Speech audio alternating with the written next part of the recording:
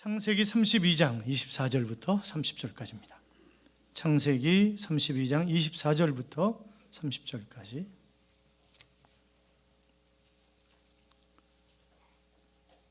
찾으셨으면 아멘.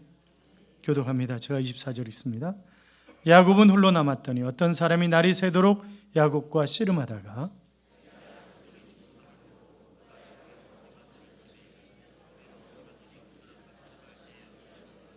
그가 이르되 날이 새려하니 나로 가게 하라. 야곱이 이르되 당신이 내게 축복하지 아니하면 가게 하지 아니하겠나이다.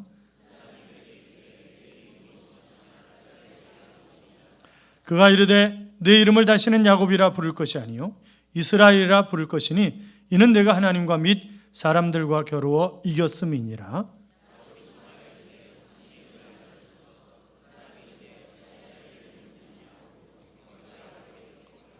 그렇죠? 그러므로 야곱이 그곳 이름을 브니엘이라 했으니 이는 그가 이르기를 내가 하나님과 대면하여 보았으나 내 생명이 보존되었다 함이더라. 아멘. 같이 인사하시오. 주의 이름으로 잘 될 것입니다. 더 잘 될 것입니다. 끝없이 잘 될 것입니다. 아멘. 잘 되시되 끝없이 잘 되시기 바랍니다. 남편과 대통령의 공통점이 있다 그러죠. 내 손으로 골라는데 참 싫다. 뒤통수를 친다. 안에서는 싸우고 밖에서는 착한 척한다. 약속을 지키지 않는다. 아직도 내가 사랑하는 줄 안다. 내 말은 죽어라 안 듣고 자기 마음대로 하다 패가망신당한다. 헤어지려면 절차가 복잡하다. 그것이 남편과 대통령의 공통점이라고 그래요. 또 마누라와 국회의원의 공통점이 있죠.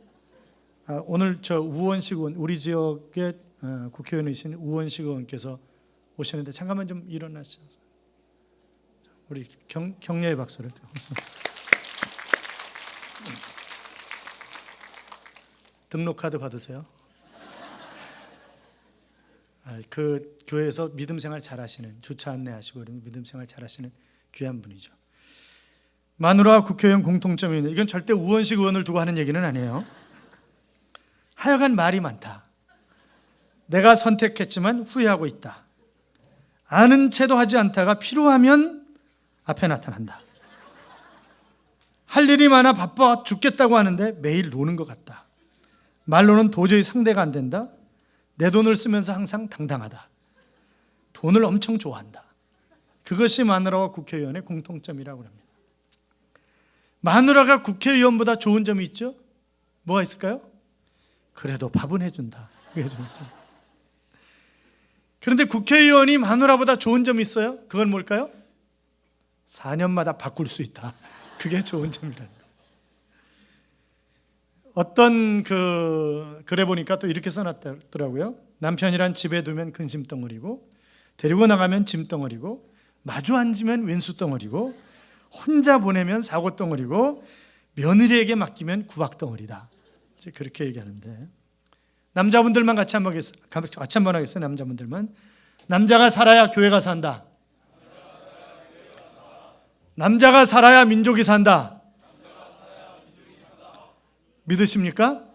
그럼 남자가 살아야 돼요. 남자가. 그래서 남자가 신앙생활 잘해야 여자들이 마음껏 교회 생활할 수 있어요. 그러니까 남자가 잘해야 이 민족도 그렇잖아요. 그러니까 남자가 잘 돼야 합니다. 남자들 잘 되시기 바랍니다. 한약재 전문시장 대구 양령시는 조선시대부터 그 전국의 한약들이 판매되던 그런 곳이었다고 하죠. 이 골목에서 풀을 쓰면서 장사를 하는 이 정씨라는 분이 있었어요. 돈만 생기면 술 마시고 행패를 부리는 그런 사람이었습니다.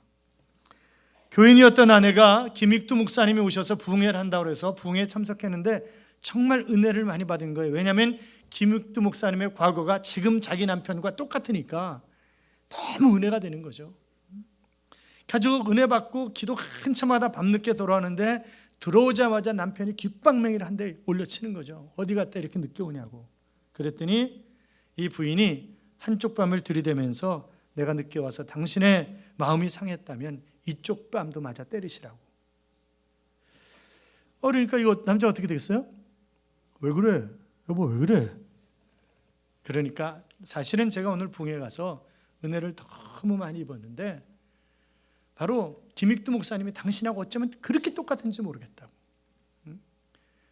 그런데 그분이 변해가지고 지금 목사님이 되셨다고. 그러면서 내일 저녁에 한번 가보지 않겠느냐고 그렇게 얘기를 하는 거예요. 그래서 이제 한 대 때리고 잘못했으니까 그래서 그 다음날 같이 교회를 따라가는데 그날 정말 이야 나도 저렇게 변했으면 좋겠다 하는 그런 생각이 드는 거죠. 김익두 목사님이 설교하시는데 이렇게 설교를 하십니다. 한 번 사는 인생 이왕이면 하나님의 복을 받고 삽시다. 복을 받는 비결이 있습니다. 첫째, 주의를 잘 지키십시오. 그러면 은혜를 받습니다. 둘째, 11조 생활을 잘 하십시오. 그래야 물질의 축복을 받습니다. 셋째, 새벽기도에 빠지지 마십시오. 그래야 하나님께서 형통한 길로 인도하십니다. 넷째, 주의 종이 가르칠 때 잘 듣고 생명을 바쳐 그 말씀을 지키도록 하십시오. 그렇게 하면 적어도 나처럼은 됩니다. 나는 본래 깡패요 못난이요 사람들에게 늘 욕을 먹고 살았던 저인데 오죽했으면 나를 만나지 않게 해달라고 성황당에 돌을 던지고 지나갔겠습니까? 그런데 제가 그렇게 살았더니 이렇게 목사가 되었습니다 라고 설교를 하는 것이었습니다. 정 씨가 들어보니까 과거가 자기와 너무 비슷하거든요. 그래서 그가 결심을 합니다. 더 이상 인생 밑바닥 살지 말고 하나님의 복이라는 것 나도 한 번 좀 받아보자. 그리고 그때부터 주의를 지키기 시작합니다. 풀을 파는 통 옆에 11조함을 만들어 놓고 10원을 받으면 거기다 1원을 넣고 11조 생활합니다. 새벽마다 나와서 하나님 앞에 기도를 합니다. 목사님의 말씀을 들으면서 그렇게 살겠다고 나도 목숨 걸고 한번 그렇게 살아보겠다고 다짐하고 그렇게 살아갑니다. 그러자 약전 골목에 술주정뱅이가 사람이 됐다고 사람들이 날린 거죠. 한 번은 약방을 하는 친구가 이렇게 얘기를 하는 거예요. 풀장사 그만하고 약장사 해봐. 돈도 없고 약에 대해서 아무것도 모르는 내가 어떻게 약장사를 해. 내가 도와줄게. 그러더니 이 친구가 약 재료를 조금씩 대주고 감기에는 어떻게 어디가 아플 때는 어떻게 전부 다 깨알같이 노트에다 써가지고 그 노트를 주는 거예요. 자기는 아무것도 모르지만 친구가 대주는 그것을 가지고 또 친구가 적어준 공책에 있는 대로 약을 지어주는데 정 씨가 지어주는 약만 먹으면 낫는 거예요. 그러니까 소문이 막 전국 각지로 퍼지는 거죠. 막 약국이 인산인해를 이루는 것입니다. 아니 이게 어떻게 된 거냐? 저 정 씨는 제대로 배운 것도 없고 아무것도 없는데 왜 저 인간이 약만 지으면 다 낫는다고 아우성이냐 도대체? 그래가지고 물었습니다. 아니 당신 무슨 약재를 쓰길래 다 먹으면 낫는 거냐? 그랬더니 나는 당신들이 쓰지 않는 약재 한 가지를 더 씁니다. 그게 뭔데? 기도라고 하는 약재입니다. 나는 약봉지 하나하나를 붙잡고 이 약을 먹는 사람이 정말 하나님의 은혜를 입어서 치료받기를 간절히 기도합니다. 그랬더니 하나님이 그들을 고쳐주신 것입니다. 그렇게 이야기를 하는 것이었습니다. 그분이 누구냐면 대구 서현교회라고 굉장히 크게 지어놓은 교회가 있습니다. 그 교회를 지으신 바로 정규만 장로님이십니다. 사랑하는 여러분, 그의 자녀들은 지금도 대구 약전시장과 요지의 부동산을 소유하고 있는 엄청난 풍요를 누리며 살아가고 있습니다. 복의 근원이신 하나님은 하나님의 자녀들이 그의 자녀들이 잘 되기를 번성하기를 풍요롭게 살아가기를 원하시는 그런 하나님이십니다. 하나님은 기도하는 자에게 풍요로움으로 채워주시는 하나님이신데 기도의 삶으로 풍요로운 삶의 주인공들이 되시기를 주님의 이름으로 축원합니다.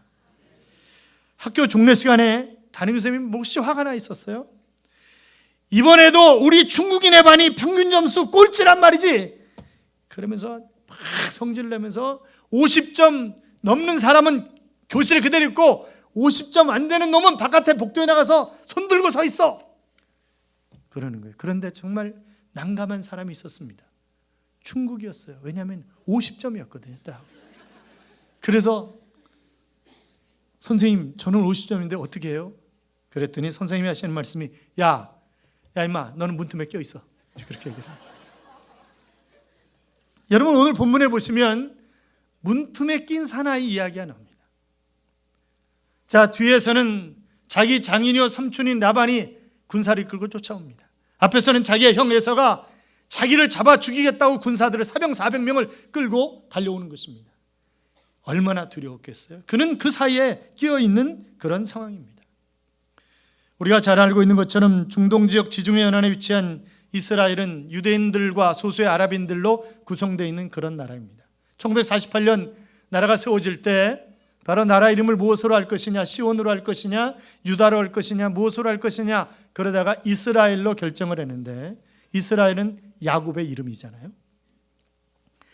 오늘 28절에 하나님께서는 야곱에게 내 이름을 다시는 야곱이라 부를 것이 아니요 이스라엘이라 부를 것이니, 그렇게 말씀하십니다. 35장 10절에도 가면 내 이름이 야곱이지만은 내 이름을 다시는 야곱이라 부르지 않겠고 이스라엘이 내 이름이 되리라, 그렇게 말씀하셨습니다. 여러분, 야곱이 누굽니까? 그는 태어날 때부터 2등 인생으로 태어난 사람입니다. 형 발뒤꿈치 붙잡고 태어난 그런 사람이에요.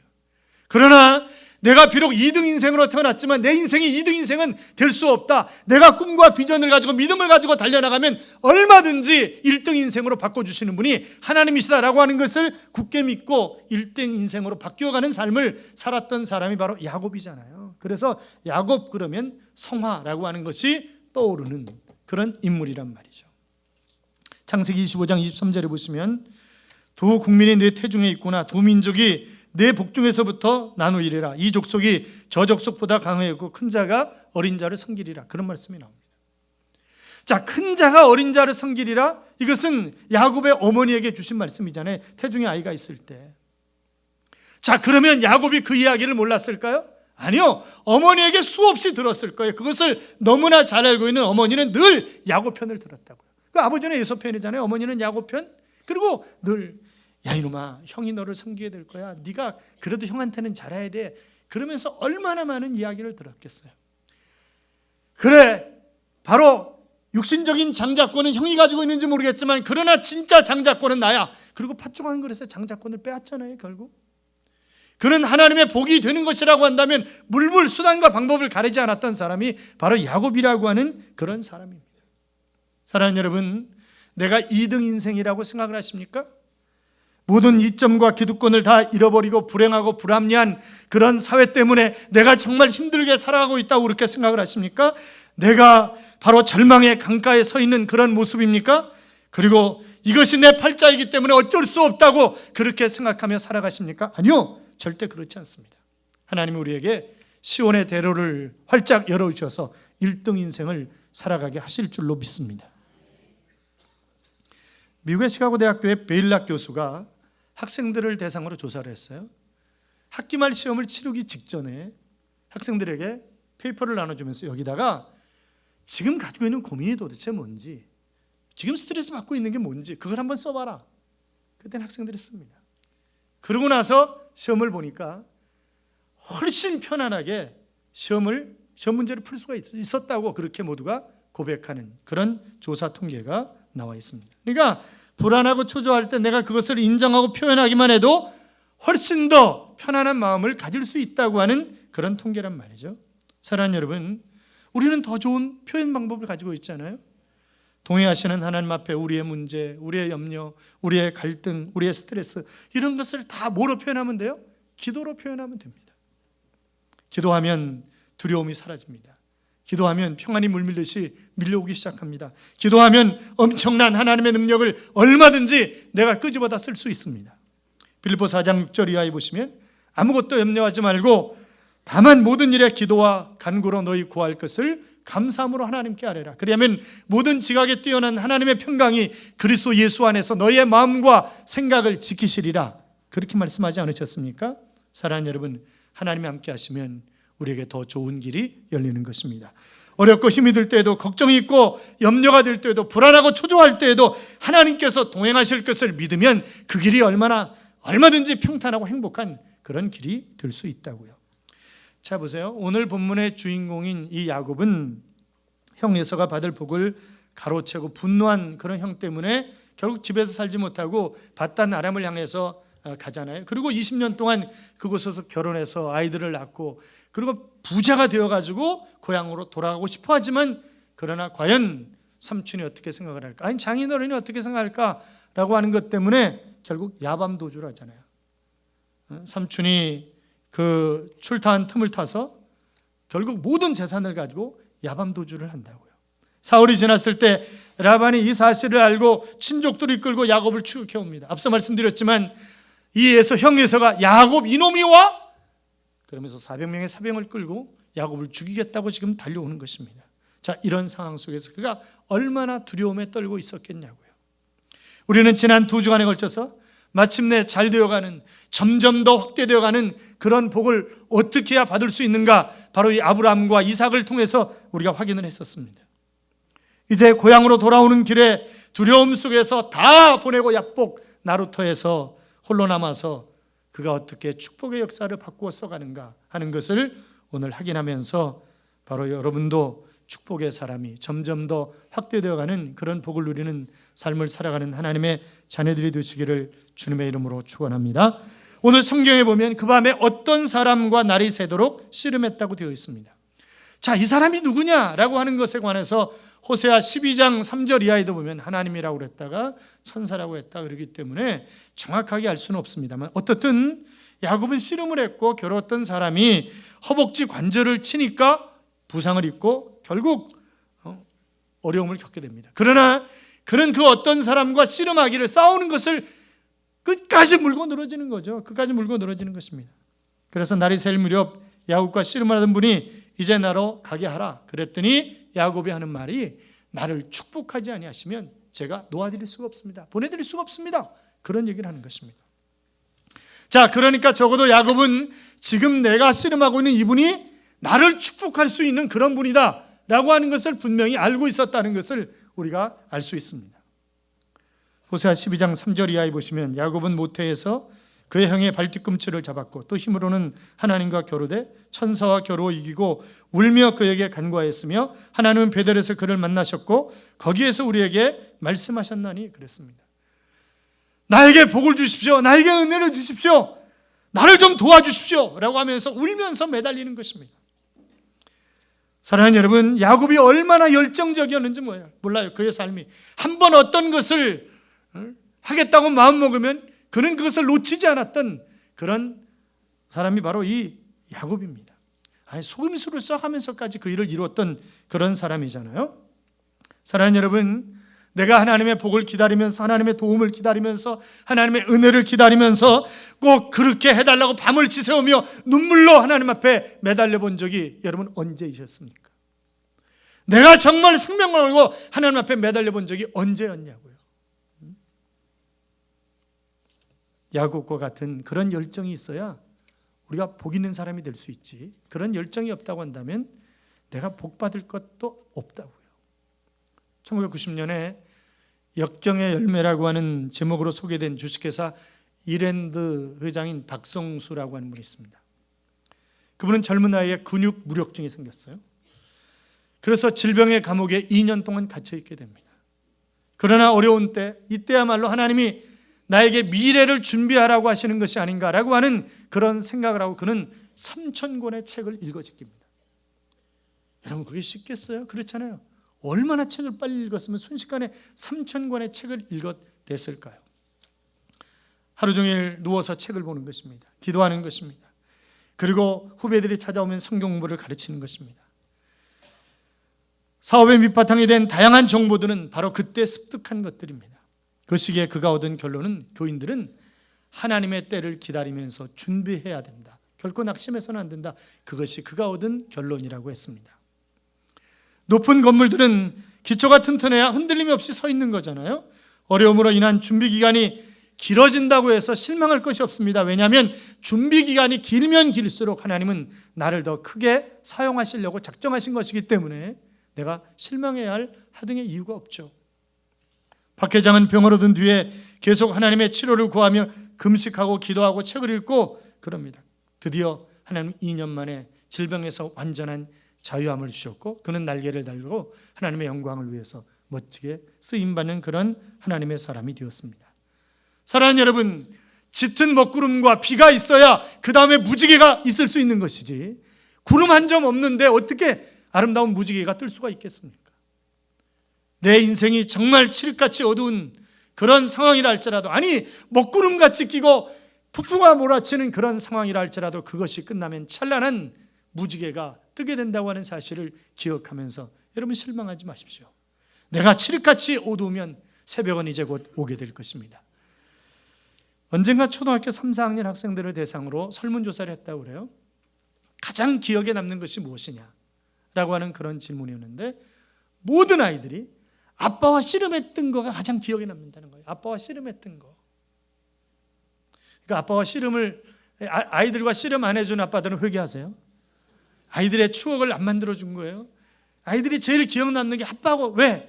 아빠가 씨름하면서 막 나를 이길 것처럼 그러더니 아빠가 졌잖아요. 늘 아빠가 져주잖아요. 자기 수준에 맞춰서. 그렇잖아요. 그 아빠를 잊을 수 없다는 거예요. 그 추억을.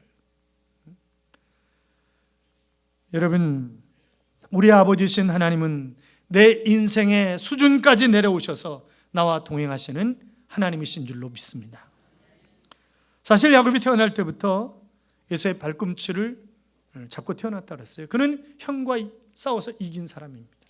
아니, 아버지를 속이면서 형의 축복을 모두 가로챈 사람이니까 아버지와 싸워서 이긴 사람이죠. 그래서 오늘 본문에도 보면 하나님과 사람들을 이겼다, 그렇게 표현을 쓰고 있는 것을 우리가 볼 수 있단 말이죠. 밧단 아람에 가서 이 삼촌이요 장인이 된 이 라반이 얼마나 야바우꾼이었어요. 그렇잖아요. 봉급을 10번이라 그랬으니까 그냥 끝도 없이 바꾸는 거예요. 끝도 없이. 그러나 하나님이 구체적으로 그의 인생을 돌보시고 간섭하시고, 그래서 그가 거부가 돼가지고 나오는 것을 우리가 볼 수 있지 않습니까? 그런데 야곱이 어떤 사람이라고요? 한 번 마음 먹으면 어떻게든지 일을 이루고 자기의 고집을 꺾지 않는 그런 황소고집의 사나이였다, 그렇게 얘기할 수도 있습니다. 야복강을 건너서도 에서가 선물을 거절하지만 끝까지 받게 만들죠. 에서가 에스코트 해주겠다고 그러니까 걱정하지 마시라고, 먼저 가시라고, 그러면 제가 세일산으로 뒤따라가겠다고 그러더니 지는 숫곳으로 갑니다. 아주 에서의 말을 따르는 척하면서 딴짓한다고, 자기 뜻대로 그냥 하는 거예요, 일을. 결혼할 때에도 자고 일어나니까 이거 내가 사랑한 여자가 아니에요? 그러니까 어떻게 해요? 두 여자를 다 취해버리잖아요. 그래서 겨루어서 이겼다고 하는 말은 그가 생각하고 마음먹은 대로 일을 이루도록 그냥 하나님이 허락해 주셨다고 하는 그런 의미가 강하게 담겨져 있는 그런 표현이다, 그렇게 볼 수 있을 것입니다. 그러니까 하나님이 그것이 크게 진리에서 벗어나지 않는 한 그냥 봐주신 거죠. 그 아프리카에는 사슴과 비슷하게 생긴 가젤이라고 하는 그런 동물이 있습니다. 이러면 초식 동물이에요. 그런데 약하기 때문에 이 사자라든지 맹수가 달려오면 그는 꼼짝없이 당할 수밖에 없습니다. 그래서 가젤은 태어나면서부터 달리기를 잘합니다. 태어나면서부터 뛰는 게 가젤이에요. 그러니까 사자라든지 이런 이 맹수들이 쫓아오면 생명 걸고 달리는 거죠. 달리기를 굉장히 잘하는 것이 가젤이기 때문에 사자가 거의 가젤을 못 잡는다는 거예요. 그러면 사자는 설설 뜁니까? 아니요. 사자도 먹이를 잡을 때에는 생명 걸고 달려가는 것입니다. 여러분, 동물의 왕국이라든지 이런 데 보면 사자가 사냥해서 잡는 확률이 그렇게 크지 않아요. 생명 걸고 달려가는데도 쉽게 못 잡는다고. 이게 동물의 왕국에서 잡히는 것만 보여주니까 그런 거지 거의 확률이 없죠. 그래서 굶어 죽는 사자가 많다는 거예요. 자, 내가 가젤과 같은 연약한 인생이라 할지라도, 내가 사자와 같이 강하다고 생각할지라도 똑같이 뭐예요? 똑같이 열심히 뛰어야 돼요. 똑같이 열정을 가지고 생명 걸고 달리지 않는 한 살아날 수도 없고 잡아먹을 수도 없는 것 아니겠냐, 이 말이죠. 그러니까 우리가 어떻게 이 험악한 광야 같은 세상 속에서 대충 설렁설렁 살아가면서 내가 잘 살길 바라고, 내가 어떤 뜻을 이루기를 바라고, 그게 말이 되냐, 이 말이죠. 말이 안 되는 얘기죠. 있을 수 없는 얘기입니다. 하나님은 달리는 사람에게 복을 주시는 것이지 누워있는 사람에게 하나님이 복을 주시는 하나님이 결단코 아니시라고요. 자, 그런데 우리가 한 가지 기억할 것이 있어요. 자, 지금 가족을 보냈습니다. 양도 다 떼를 나눠서 보냅니다. 한 떼를 치면 이때는 이쪽으로 도망가고, 그러면서 잔머리를 굴리는 거죠. 그리고 그가 지금 야복 나룻에 혼자 앉아 있는 거잖아요. 다 보내놓고. 그런데 보세요. 누가 시비를 겁니까? 누가 싸움을 하자는 것입니까? 야곱이 지금 하나님 앞에 매달려서 싸움하자는 것입니까? 아니요, 그렇지 않습니다. 하나님 먼저 찾아오셨어요. 그리고 자고는 야곱의 옆구리를 치는 거예요. 그래서 일어나서 씨름이 시작된다고요. 여러분, 창세기 28장에 보시면 베델에서도 마찬가지잖아요. 야곱이 돌베개 베고 하나님 앞에 간절히 기도하면서, 그래서 사닥다리를 자기가 하늘로 놓은 게 아니에요. 돌베개 베고 자는데 하나님이 사닥다리를 타고 내려오신 것이지. 그러니까 하나님이 어떤 분이냐? 그분은 늘 우리를 찾아오시는 하나님이시라고요. 나를 잘되게 하기 위해서, 나에게 길을 열어주시기 위해서 내 믿음이 찰 때까지 기다리시면서 나를 찾아오셔서 끝내 일을 이루어주시는 분이 우리 하나님이신 줄로 믿습니다. 그래서 성경은 야곱은 홀로 남았더니 어떤 사람이 날이 새도록 야곱과 씨름하더니, 씨름의 주격이 바로 어떤 사람으로 되어 있어요.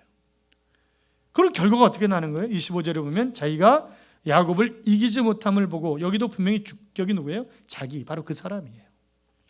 자, 그러니까 야곱이 싸움을 건 것이 아니라 하나님이 싸움을 걸어오셨고, 결국 그 고난의 씨름에 하나님이 어떻게 해요? 져주시는 거예요. 져주시는 거예요. 사랑하는 여러분, 내 인생의 주관자는 하나님이십니다. 우리가 아이들에게 씨름하다 져주는 것처럼 하나님은 나에게 져주시는 그런 하나님이세요. 내가 울부짖고 몸부림치고 매달리면 나에게 져주시는 하나님. 여러분, 그런데 이 야복이라고 하는 이름의 뜻을 우리가 주목해 볼 필요가 있어요. 이 야복은 비운다, 몽땅 털어버린다, 쏟아버린다, 그런 이름의 뜻입니다. 자, 그러니까 내가 그렇게도 쌓아오려고 했었던 그것을 몽땅 다 털어버리는 거죠. 비우는 거죠. 그렇지 않으면 거기에 하나님의 축복은 담길 수가 없다고요. 사랑하는 여러분, 여러분이 지금까지 쌓아온 것들이 무엇입니까? 하나님보다 더 소중하게 생각하면서 쌓아온 그것들을 내가 비우지 않는 한 하나님은 거기에다 복을 채워주실 수가 없습니다. 나를 승리의 자리에 세워주실 수가 없다고요. 하나님이 이렇게 묻죠. 내 이름이 뭐냐? 그렇게 묻습니다. 내 이름이 뭐냐? 자, 야곱의 이름이 뜻이 뭐예요? 약탈자, 도적놈입니다. 여러분 보세요. 내 이름이 뭐냐라고 물으시는 의도가 뭘까요? 야, 내 이름이, 너 도적놈이잖아. 너 약탈자잖아. 너 지금까지 그렇게 살아왔잖아. 그러면 네가 뺏으면 되지 뭘 달라고 그래? 그런 거 아니겠어요 지금? 그랬더니 야곱이 뭐라고 얘기합니까? 예, 제가 야곱입니다. 예, 그렇습니다. 제가 도둑놈입니다. 제가 약탈자입니다. 라고 대답하는 것입니다. 저는 이제 아무것도 할 수 없는, 그러나 하나님, 제가 이제 더 이상 약탈자로 도둑놈으로 살아갈 수는 없는 것 아니겠습니까? 제가 야곱이었습니다. 그때 이제는 더 이상 야곱이라 하지 말고 이스라엘이라 하라 라고 바꿔주신 것 아니겠어요? 그렇잖아요.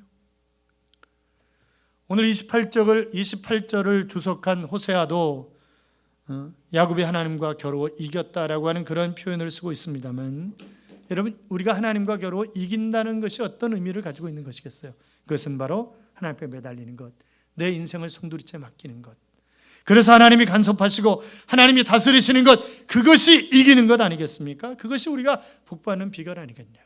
사랑하는 성도 여러분, 정말 이 시대에 하나님 쓰시는 거목, 하나님 쓰시는 위대한 일꾼이 되시기를 원하십니까? 원하시는 분들만 크게 한번 아멘. 아멘. 자, 그렇다고 한다면 아브라함처럼 내가 가지고 있는 것 중에 가장 소중한 것, 아브라함이 가지고 있는 가장 소중한 것이 뭐였어요? 이삭이었습니다. 100세에 얻은 아들 이삭이었다고요. 그러니까 내가 가지고 있는 가장 소중한 것, 그것을 하나님 앞에 드리는 것입니다. 이삭처럼 하나님이 원하신다고 한다면 내 생명조차 아낌없이 드릴 수 있는 것, 그리고 야곱처럼 내가 지나온 그런 삶들을, 내가 정말 소중하게 생각했던 그런 것들을 다 털어내버리고 주님으로 채우는 것, 그렇게 살아갈 때 하나님은 나를 이 시대에 존귀하게 사용하시는 위대한 인물이, 위대한 거부가 되게 하실 것입니다. 아무쪼록 그렇게 살아가셔서 바로 이 아브라함의 믿음이, 이삭의 믿음이, 야곱의 믿음이 나의 믿음이 됨으로 말미암아 점점 더 잘 되어가는 그런 역사의 주인공이 되시기를 주님의 이름으로 축원합니다. 기도하겠습니다. 우리가 잡심해서 점점 더 잘 되어가는 그런 주인공의 삶을 살아가는 하나님의 자녀가 될 수 있도록 기도합시다. 같이 기도합니다. 살아계신 하나님 아버지, 또를 주님의 역사하시길 원하며 영원한 도우시고 인도하셔서 하나님 아버지, 또를 주님의 모습으로